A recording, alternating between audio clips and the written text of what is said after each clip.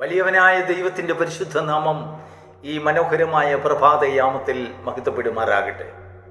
വീണ്ടും തിരുവചന ധ്യാനത്തിനായി ഒരു പ്രഭാതം കൂടെ ദൈവം നമുക്ക് ദാനമായി തന്നതിനായി ദൈവത്തെ സ്തുതിക്കുന്നു. ഇന്നത്തെ ചിന്തയ്ക്കായി നാം കഴിഞ്ഞ ദിവസങ്ങളിൽ ചിന്തിച്ച അതേ വേദഭാഗം ഒന്നുകൂടെ നമുക്ക് വായിക്കാം. ഹഗ്ഗായി പ്രവചനം 2-ാം അധ്യായത്തിൻ്റെ 19-ാം വാക്യം.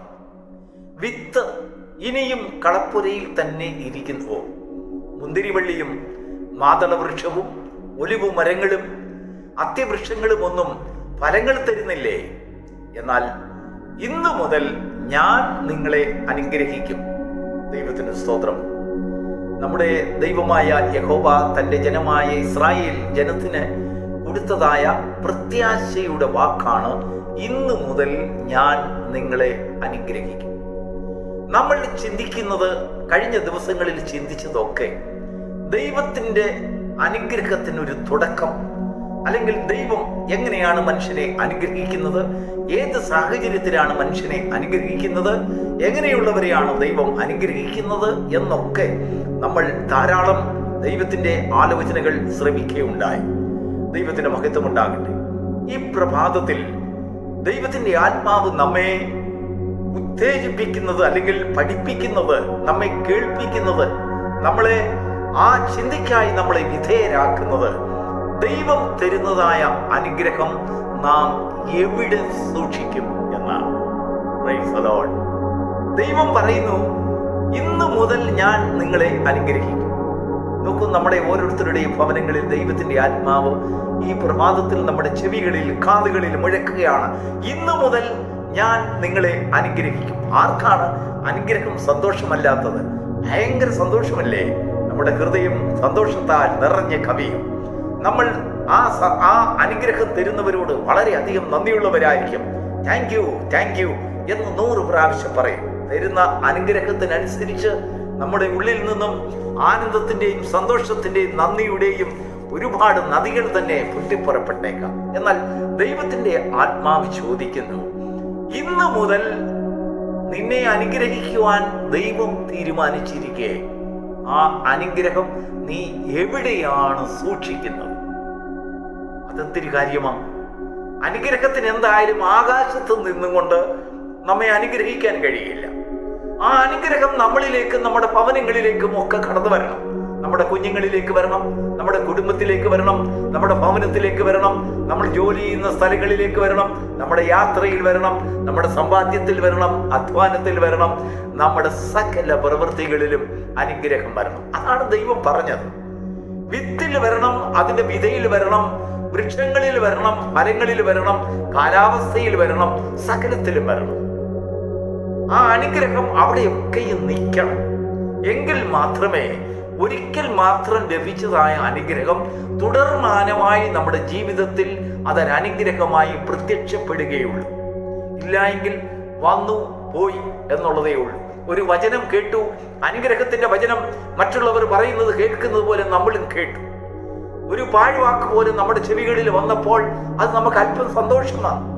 എന്നാൽ കുറച്ചു കഴിഞ്ഞപ്പോൾ അനുഗ്രഹം നമ്മളിൽ നിന്നും അപ്രത്യക്ഷമായി പോയി. ദൈവത്തിന് മഹത്വം ഉണ്ടാകട്ടെ. നമ്മുടെ കർത്താവ് ഈ ഭൂമിയിൽ ആയിരുന്നപ്പോൾ 70 പേരെ വിളിച്ച് കർത്താവ് അവരോട് പറഞ്ഞു, നിങ്ങൾ ഊരുകളിലും ഭവനങ്ങളിലും ഒക്കെ പോയി സ്വർഗരാജ്യത്തെക്കുറിച്ചും അനുഗ്രഹത്തെക്കുറിച്ചും ഒക്കെ അവരോട് സുവിശേഷിക്കണം.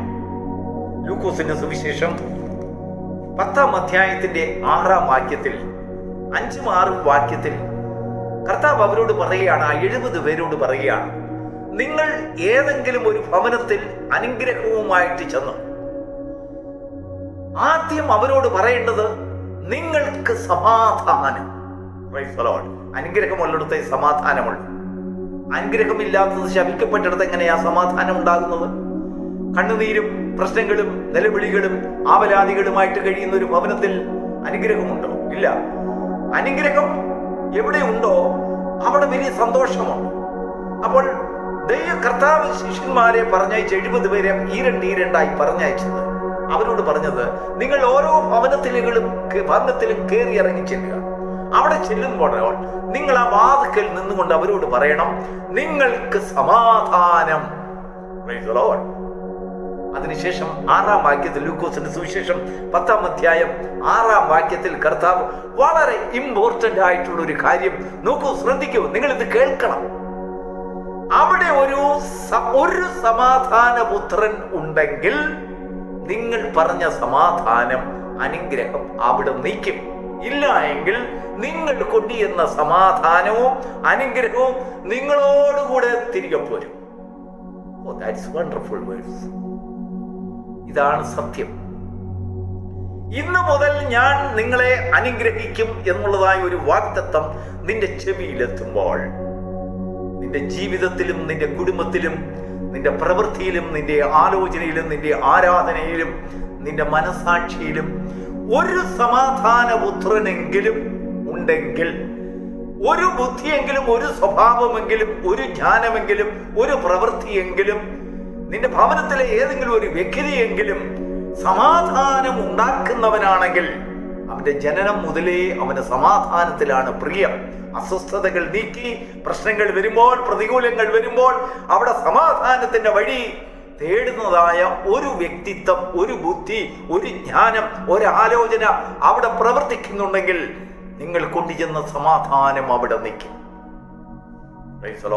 ദൈവത്തിന്റെ ആത്മാവ് ചോദിക്കുന്നു, നിങ്ങൾ എവിടെ സമാധാനം സൂക്ഷിക്കും?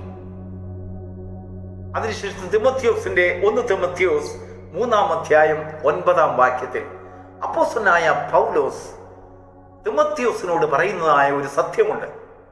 വിശ്വാസത്തിന്റെ മർമ്മം ശുദ്ധ മനസാക്ഷിയിൽ സൂക്ഷിക്കുക.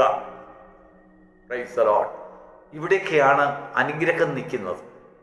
അനുഗ്രഹം നിലനിൽക്കണമെങ്കിൽ, ദൈവം നിനക്ക് തരുന്നതായ അനുഗ്രഹം ഏത് വിധത്തിലുള്ളതായ അനുഗ്രഹമാണെങ്കിലും, ചിലപ്പോൾ അതൊരു ഭൗമിക നന്മയായിരിക്കാം, ഒരു ആത്മീക നന്മയായിരിക്കാം, നിന്റെ കുഞ്ഞുങ്ങളിലും തലമുറകളിലുമുള്ളതായ അനുഗ്രഹങ്ങളായിരിക്കാം, അല്ലെങ്കിൽ നിന്റെ കഷ്ടതയുടെ അനേക കണ്ണുനീരിന്റെയും പ്രാർത്ഥനയുടെ ഫലമായി ദൈവം ചില വിഷയങ്ങളിൽ പ്രവർത്തിക്കുന്ന പ്രവൃത്തികളായിരിക്കാം.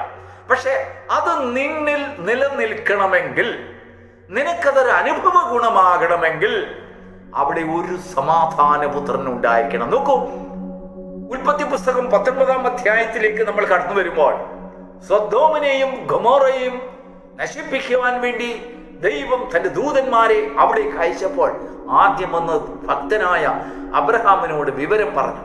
നോക്കൂ, നിന്റെ സഹോദരൻ പാർക്കുന്ന ഇടത്ത് ഞങ്ങൾ ചെന്ന് നോക്കി, അവിടെ അകൃത്യം വലുതായി, മ്ലേച്ഛകൾ പെരുകി, ദൈവത്തോടുള്ളതായ ആ ദൈവത്തെ വിട്ട്, അല്ലെങ്കിൽ ഈ ലോകത്തിൽ സകല ദുഷ്ടതയും മ്ലേച്ഛതയും പ്രവർത്തിച്ചുകൊണ്ട് അവരുടെ അനേക നീതിമാന്മാരുടെ കണ്ണുനീർ സ്വർഗത്തോളം എത്തി. അവരുടെ മ്ലേച്ഛതയുടെ കണ്ണുനീർ, അല്ലെങ്കിൽ മ്ലേച്ഛതയുടെ ആ നിലവിളി ഭൂമിയിൽ നിന്നും അങ്ങ് സ്വർഗത്തിൽ വരെ എത്തിയിരിക്കുകയാണ്. ഞങ്ങൾ ആ ദേശത്തെ നശിപ്പിക്കുവാൻ ഇറങ്ങി വന്നിരിക്കുന്നു. ദൈവത്തിന് സ്തോത്രം. അബ്രഹാം ഒരു ചോദ്യം ചോദിച്ചു, അയ്യോ, ഒരു 50 പേരെങ്കിലും അവിടെ ഉണ്ടെങ്കിൽ കർത്താവേ, നീ ആ ദേശത്തെ നശിപ്പിക്കുമോ? ദൂതന്മാർ പറയുന്നു, ഇല്ല, 50 പേരുണ്ടെങ്കിൽ നശിപ്പിക്കില്ല. ഉടനെ അബ്രഹാം വീണ്ടും ചോദിക്കുകയാണ്, 45 പേരുണ്ട്, 5 പേര് കുറഞ്ഞാലോ? 45 പേരോ, 40 പേരോ, 30 പേരോ, 20 പേരോ, 15 പേരോ, 10 പേരോ? എല്ലാത്തിനും ദൂതന്മാർ പറഞ്ഞു, 10 പേരെങ്കിലും ഉണ്ടെങ്കിൽ ഞങ്ങൾ ആ ദേശത്തെ നശിപ്പിക്കുകയില്ല.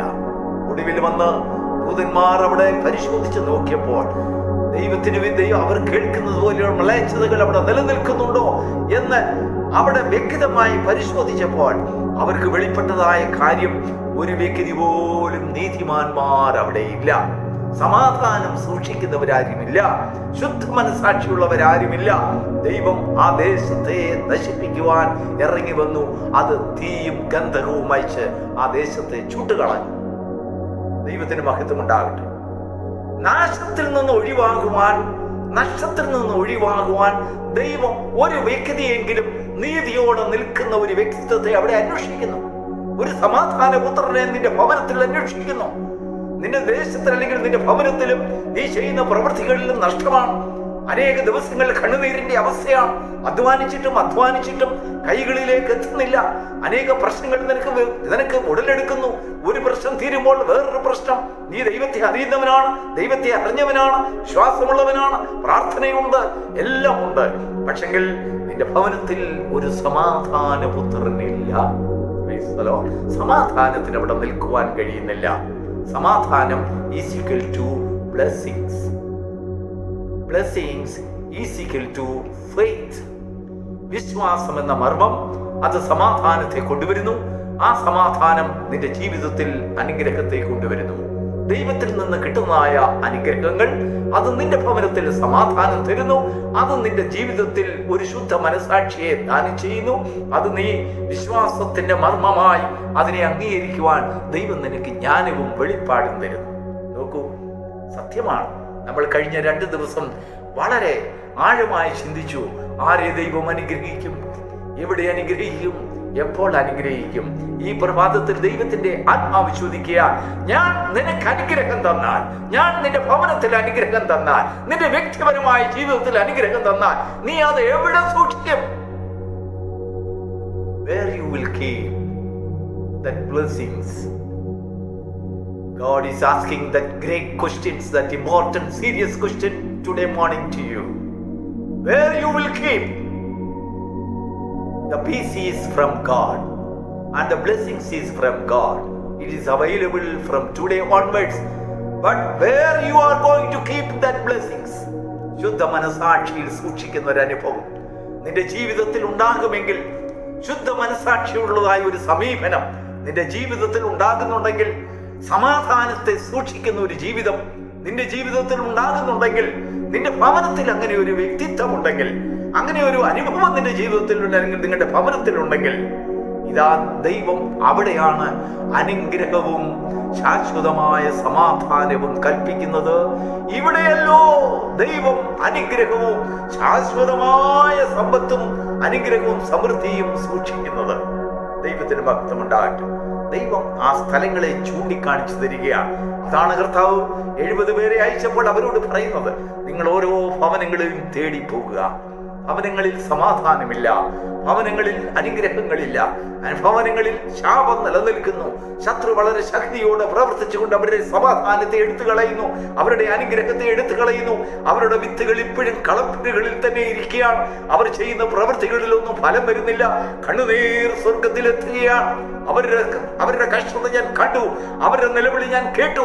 ഇപ്പോൾ ഇതാ ദൈവം പ്രവർത്തിക്കുവാൻ വേണ്ടി ഇറങ്ങി വന്നിരിക്കുകയാണ്. ഇറങ്ങി വരുമ്പോൾ ദൈവം നിന്നോട് ചോദിക്കുന്നു, ഞാൻ ഇന്ന് മുതൽ നിന്നെ അനുഗ്രഹിക്കും.